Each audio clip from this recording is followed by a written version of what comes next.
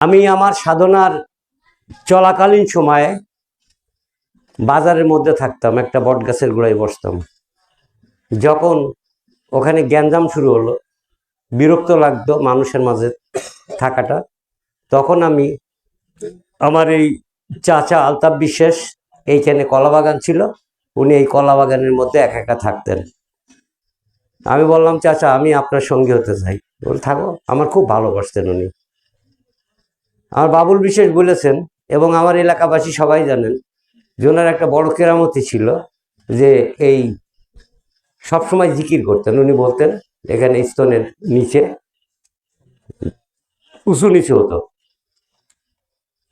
তো ওনার চোখে সবসময় পানি থাকতো। কোনো রকম যখনই আল্লাহ এবং আল্লাহ রসুলের কথা বলা হতো, উনি কেঁদে ফেলতেন। ওনার চোখ দিয়ে অনর্গল পানি পড়তো। আমি দেখতাম যে ওনার অন্তরটা এত কোমল যে আল্লাহ আল্লাহ রসুলের কথা শুনলে তার অন্তর প্রকম্পিত হয় এবং তার চোখ দিয়ে পানি ঝরে। এই জায়গা থেকেই আমি আমার আল্লাহর কাছে চেয়েছিলাম যে আল্লাহ, আমি তোমার যশ মান খ্যাতি ইজ্জত ধন দৌলত কিচ্ছু চাই না।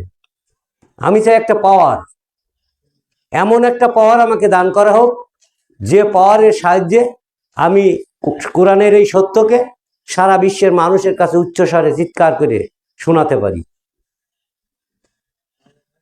আমি মনে করি আমার আল্লাহ সুফি সদরউদ্দিন আহমেদ চিশতি আলাইহিসসালাম আমাকে সেই শক্তি দান করেছেন। না হলে আমার লোক নেই, জন নেই, সাথী নেই, ভাই নেই, বন্ধু নেই, আত্মীয় স্বজন নেই, আমি একা। কোরআনের এই চরম সত্য, গুরু আল্লাহ, গুরুর বাইরে যারা আল্লাহ ভাবে তারা কাফের, তারা অজ্ঞান।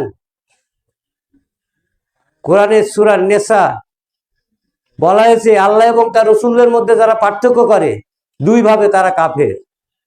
দেখুন প্রচলিত সমাজ ব্যবস্থার মানুষ কি করছে, মোল্লারা পরিষ্কার ভাবে নবী মুহাম্মদ আলাইহিস সালামকে মেরে দিয়েছে, মরে গিয়েছে ওদের কাছে। যিনি হায়াতুল মুরসালিন, চিরজিন্দা, সেই নবীকে ওরা মেরে মদিনায় কবর দিয়েছেন। আর আল্লাহকে সাতটাবক আসমানে তুলে দিয়েছে, বলে আল্লাহকে কোনোদিন দেখা যায় না। অথচ কোরআনের মধ্যে আল্লাহ বারবার বলছে আমি তোমাদের নফসের সাথে মিশে আছি, তোমাদের কি হয়েছে, তোমরা আমাকে দেখছো না? আল্লাহ বলছেন যে যারা আমার সাক্ষাৎকে অস্বীকার করে তাদের জন্য কঠিন শাস্তি। ওরা দেখবে, কবে দেখবে? কিয়ামতের পরে আল্লাহ যেদিন বিচার করবে। দেখুন ওরা, ওদের কাল্পনিক যে আল্লাহ, ওই আল্লাহ কখনো ন্যায় বিচারক আল্লাহ নয়।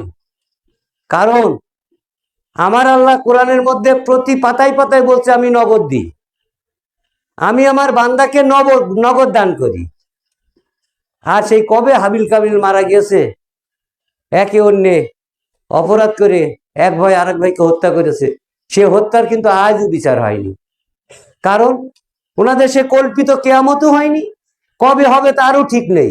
এই যে যত মানুষ, কোটি কোটি মানুষ দেহত্যাগ করছে, এদের কিন্তু বিচার হচ্ছে না, কারণ কিয়ামত হয়নি যে। অথচ এরা ওই উমাইয়া আব্বাসীয়দের বানানো বিভ্রান্ত মিথ্যা বানোয়াট ভিত্তিহীন কথাবার্তা দিয়ে ইসলাম ধর্মটাকে দাঁড় করাতে চেষ্টা করছে। কিয়াম শব্দ থেকে কিয়ামত, আমাদের এই চলমান দেহ মন হঠাৎ করে থেমে যাবে, এর নাম কিয়ামত হয়ে যাবে।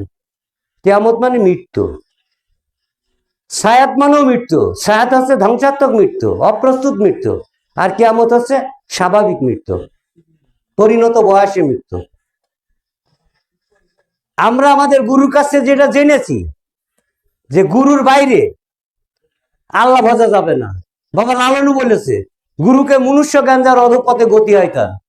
আমরা যারা গুরুকে মানুষ রূপে ভাবি তারা অবশ্যই এই মানব জীবনের মধ্যে থাকতে পারবো না, আমাদেরকে পশু জীবনে ফেরত পাঠানো হবে। এই জন্যই আমি আমার গুরু সুফি সদরউদ্দিন আহমেদ চিশতি আলাইহিসসালাম, উনি নিজ হাতে সারা বাংলাদেশের মধ্যে একমাত্র হাফিজ মাস্টারকেই রেসাল্লাত দান করেছেন। আমি সদরউদ্দিন আহমেদ চিশতি আলাইহিসসালামের রসুল।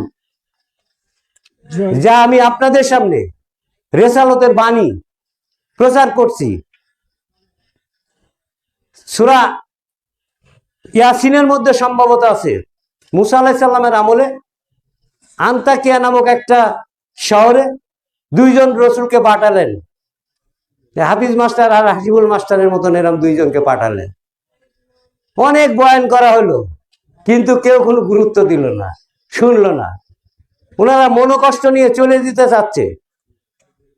আল্লাহ বলছেন আমি তিরিয়ে দ্বারা শক্তিশালী করলাম, তার মানে আর একজন রসুল সেখানে পাঠানো হলো।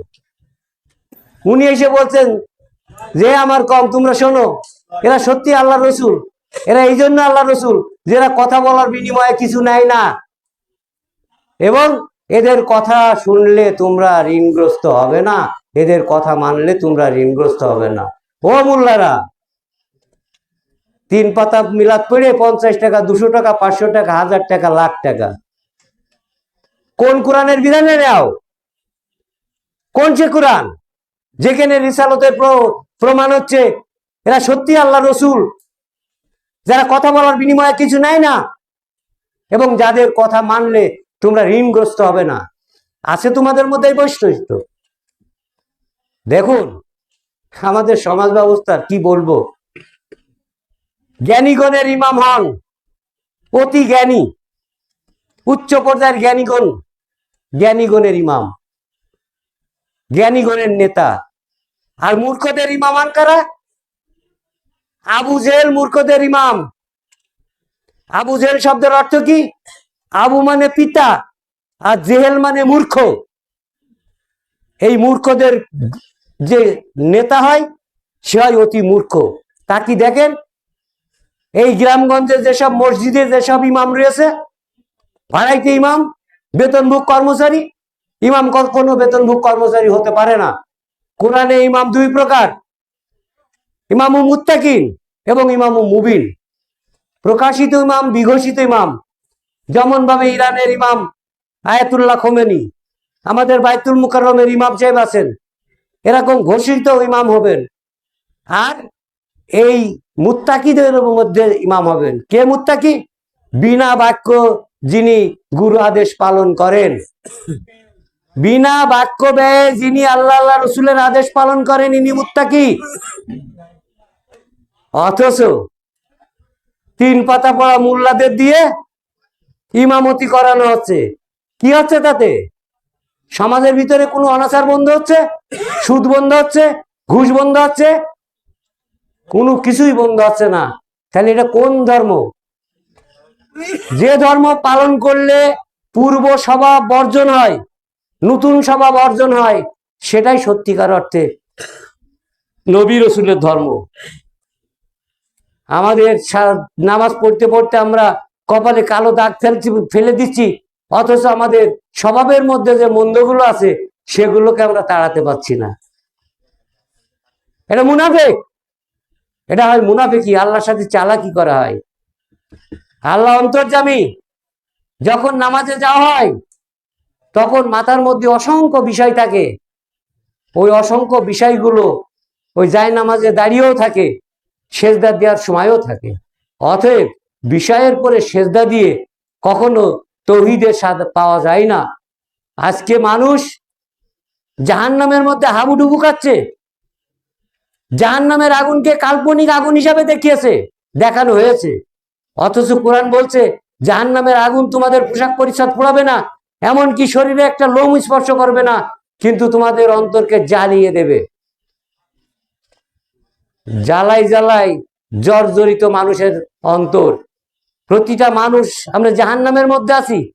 এই জাহান্নাম ডিঙিয়ে জান্নাতে যেতে হবে। গুরুর পায়ে সেজদা করো, গুরুর আনুগত্য করো, আপন স্বভাবের পরিবর্তন করো, গুরু স্বভাবে স্বভাবান্বিত হও। টাকার লুব একলা কিল্লা, গুরুর স্বভাব আল্লাহর স্বভাব, 2 ভাবা যাবে না। জাহেরে নবী, বাতেনে আল্লাহ। ও মোল্লারা শুনে নেও, যার কারণেই বলা হয়েছে আল্লাহ এবং তার রসুলদের মধ্যে পার্থক্য করো না, যারা পার্থক্য করে তারা খাঁটি কাফের। জয় গুরু। এই জন্য আমরা গুরুকে আল্লাহ জ্ঞানে ভরছি, আল্লাহ জ্ঞানে জানছি, আল্লাহ জ্ঞানে মানছি। আর একটা প্রশ্ন মোল্লাদের কাছে রেখে যায়, ইয়া জাহের ইয়া বাতেনু, আল্লাহ গোপনও আছে, আল্লাহ প্রকাশ্যও আছে, আল্লাহ নিজেই বলছে। অতএব গোপন আল্লাহ গোপনে থাক, প্রকাশ আল্লাহর নাম বলবা। প্রকাশ আল্লাহ কারা, জাহের আল্লাহ কারা, তাদের পরিচয়টা আমাদের সমাজ ব্যবস্থায় তুলে ধরবা, এই প্রত্যাশা রেখেই আমি আমার বক্তব্য শেষ করছি।